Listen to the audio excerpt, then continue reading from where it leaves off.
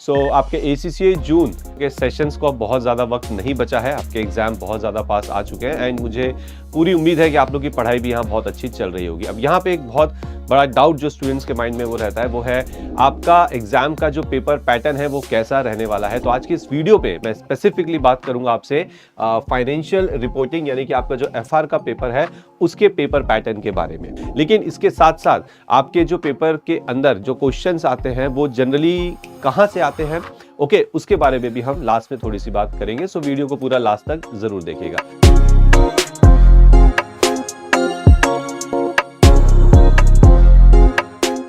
तो चलिए इसी के साथ हम स्टार्ट करते हैं आपका फाइनेंशियल रिपोर्टिंग यानी कि FR और जिसका कोड है F7, ओके, पेपर पैटर्न। चलिए तो यहाँ पे जैसा कि आप जानते हैं और अगर आप नहीं जानते हैं तो मैं आपको बता दूं कि आपका जो पेपर होता है, ठीक है, FR फाइनेंशियल रिपोर्टिंग का, वो 3 सेक्शंस में डिवाइडेड रहेगा, section A, section B and section C। बिल्कुल ध्यान से देखिएगा, ओके, और बाद में आप चाहे तो इसे नोट डाउन भी कर सकते हैं। नाउ सेक्शन A जो आपका रहता है वो 30 मार्क्स की कवरेज करता है। अब ये 30 मार्क्स आपको क्या करने पे मिलेंगे, ध्यान से समझिएगा। आपके सेक्शन A के अंदर 15 ऑब्जेक्टिव टाइप क्वेश्चंस होते हैं। अब इनको हम शॉर्ट में बोलते हैं OTQs, ठीक है। अब यहाँ पे कई बार स्टूडेंट्स कंफ्यूज हो जाते हैं, उनको लगता है कि ऑब्जेक्टिव टाइप क्वेश्चन का मतलब होता है कि सिर्फ मल्टीपल चॉइस क्वेश्चन, यानी कि एक कुछ 5-6 लाइनें दे रखी हैं और नीचे आपको 4 ऑप्शंस दे रखे हैं। तो ऐसा बिल्कुल भी यहाँ पर नहीं है, ठीक है। ऑब्जेक्टिव टाइप क्वेश्चंस के अंदर आपके MCQs तो आते ही आते हैं, इसके अलावा आपके जो फिल इन द ब्लैंक्स है वो भी इसमें कवर हो जाते हैं, आपका जो ट्रू फॉल्स है वो भी इसके अंदर कवर हो जाता है, और जो ड्रॉप डाउन वाले क्वेश्चन होते हैं, ड्रॉप डाउन, ओके, वो भी इसके अंदर कवर होते हैं। तो ध्यान रखिएगा कि सेक्शन A जो कि 30 मार्क्स का है, आपके सामने 15 ऑब्जेक्टिव टाइप क्वेश्चंस होंगे और जो एक क्वेश्चन होगा वो होगा 2 मार्क्स ईच। तो इस तरह से आपके 30 मार्क्स यहां पर हो गए। बात करते हैं अब सेक्शन B की। तो सेक्शन B भी आपका 30 मार्क्स का होगा, ध्यान सुनिएगा, जिसके अंदर 3 केस स्टडी बेस्ड क्वेश्चंस होंगे, ठीक है। 3 केस स्टडी बेस्ड क्वेश्चन होगा, यहां पे लिखते हैं 1, 2, 3, कंप्राइजिंग 5 ऑब्जेक्टिव टाइप क्वेश्चन। हर एक केस स्टडी के अंदर 5 ऑब्जेक्टिव टाइप क्वेश्चंस होने वाले हैं। तो अगर आप देखें, अगर मैं आपसे पूछूं कि भाई टोटल कितने ऑब्जेक्टिव टाइप क्वेश्चंस हुए सेक्शन 2 में, तो आप बोलोगे sir 5 + 5 + 5 = 15। That means in section B you have total 15 objective type questions, okay. लेकिन सेक्शन A और सेक्शन B में जो फर्क है वो ये है, सेक्शन A में जो 15 ऑब्जेक्टिव टाइप क्वेश्चंस होते हैं वो इंडिविजुअल होते हैं, एक दूसरे से रिलेटेड नहीं होंगे।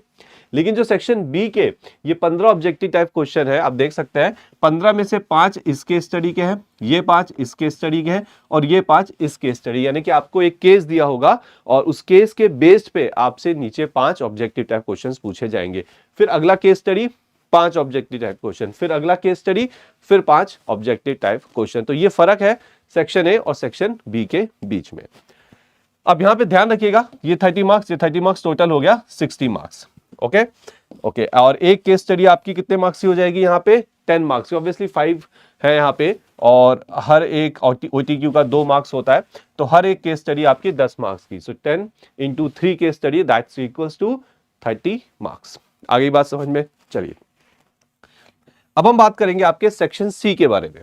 सेक्शन C आपके जो रिमेनिंग है, आप देख सकते हैं 40 मार्क्स बचा है, 40 मार्क्स का होता है। लेकिन सेक्शन C की खासियत ये है कि ये ना आपका कंस्ट्रक्टेड रिस्पॉन्स क्वेश्चंस होते हैं इसके अंदर।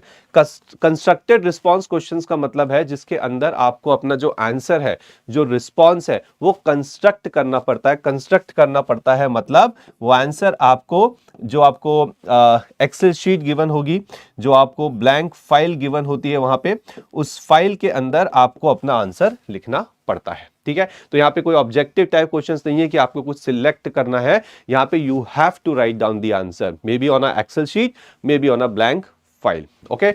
अब यहाँ पे ध्यान रखिएगा कि सेक्शन C के अंदर 2 क्वेश्चंस आते हैं, बढ़िया बड़े बड़े क्वेश्चंस होते हैं, लेंथी क्वेश्चंस होते हैं, एंड एक क्वेश्चन आपका 20 मार्क्स का होता है। और ये जो 20 मार्क्स है, ऐसा नहीं है कि एक ही रिक्वायरमेंट होगी वो 20 मार्क्स की होगी, ऐसा बिल्कुल भी नहीं है।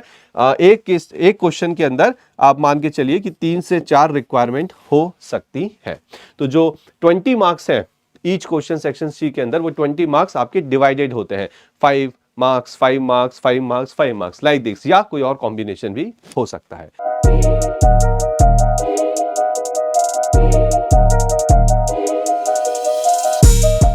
तो ये था आपका paper pattern section A, section B और सेक्शन सी का। आई होप ये आपको अच्छे समझ में आ चुका है, इसे आपने लिख भी लिया होगा।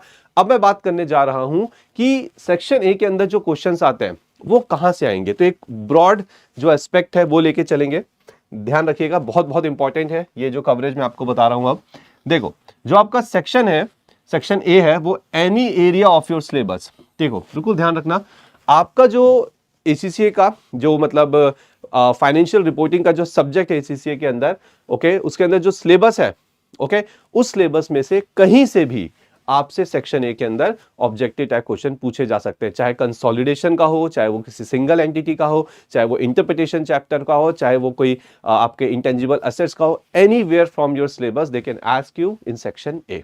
ठीक है, उसके बाद बात करते हैं हम सेक्शन बी की। So again any area of your syllabus, यानी कि आपके सिलेबस में कहीं से भी सेक्शन बी के अंदर केस स्टडी पूछी जा सकती है। देखो ये इसलिए है, बहुत सिंपल रीजन है ये करने का, कि ताकि आप अपना जो सिलेबस है उसे पूरा ना करो, क्योंकि बहुत बार देखा गया है कि स्टूडेंट सिर्फ कोर स्टडीज पे फोकस करते हैं कि हाँ मैंने 6 चैप्टर कर लिए, मैंने 7 चैप्टर कर लिए, अब मैं पास हो जाऊंगा। लेकिन अगर इस तरह से है कि सेक्शन ए में कहीं से आ सकता है, सेक्शन बी में कहीं से भी आ सकता है, that means you have to read the entire syllabus. इसके बाद हम बात करते हैं आपके सेक्शन सी की। तो देखो सेक्शन सी के अंदर आपको जैसे पता है कि 2 क्वेश्चंस होते हैं और हर एक क्वेश्चन यहाँ 20 मार्क्स का होता है, तो टोटल 40 मार्क्स। अब ये जो 2 क्वेश्चन आते हैं ये कहां से आते हैं? Preparation of financial statements of single entity. ठीक है, तो सिंगल एंटिटी का जो स्टेटमेंट ऑफ पीएनएल है, जो स्टेटमेंट ऑफ फाइनेंशियल पोजीशन है, या जो statement of changes in equity है, ओके, उसके ऊपर ये क्वेश्चन आ सकता है। और या फिर ग्रुप यानी कि कंसोलिडेशन। ठीक है, तो आपका जो सेक्शन सी है उसका एक क्वेश्चन या तो सिंगल एंटिटी का होगा या फिर वो कंसोलिडेशन से होगा, और जो दूसरा क्वेश्चन है वो होगा interpretation of financial statement of single entity या अगेन ग्रुप यानी कि कंसोलिडेटेड फाइनेंशियल स्टेटमेंट। तो पहला क्वेश्चन के अंदर आपको फाइनेंशियल स्टेटमेंट्स प्रिपेयर करने हैं, ओके, चाहे वो सिंगल एंटिटी के हो सकते हैं या वो ग्रुप के हो सकते हैं, और दूसरे क्वेश्चन में आपको उन्हें इंटरप्रिटेशन करना है, यानी कि इंटरप्रिटेशन का क्वेश्चन रहेगा। तो सेक्शन सी बहुत इंटरेस्टिंग रहता है।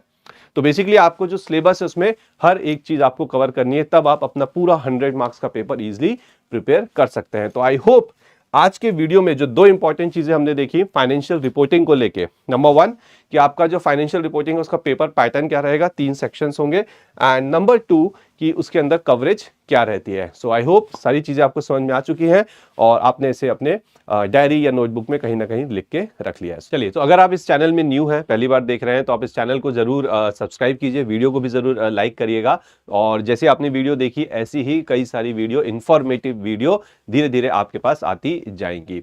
इसके अलावा अगर आप एसीसीए कोर्स में न्यू हैं और थोड़ा कंफ्यूज हैं कि एसीसी का क्या कोर्स स्ट्रक्चर है, क्या पैटर्न होता है एग्जाम का, एटसेट्रा एटसेट्रा, तो उसके लिए हमने ऑलरेडी एक वीडियो बना दी है और उस वीडियो का जो लिंक है वो आपको नीचे डिस्क्रिप्शन में मिलेगा, जाइए उस वीडियो को वहां पे देख लीजिए। So thank you very much and all the best.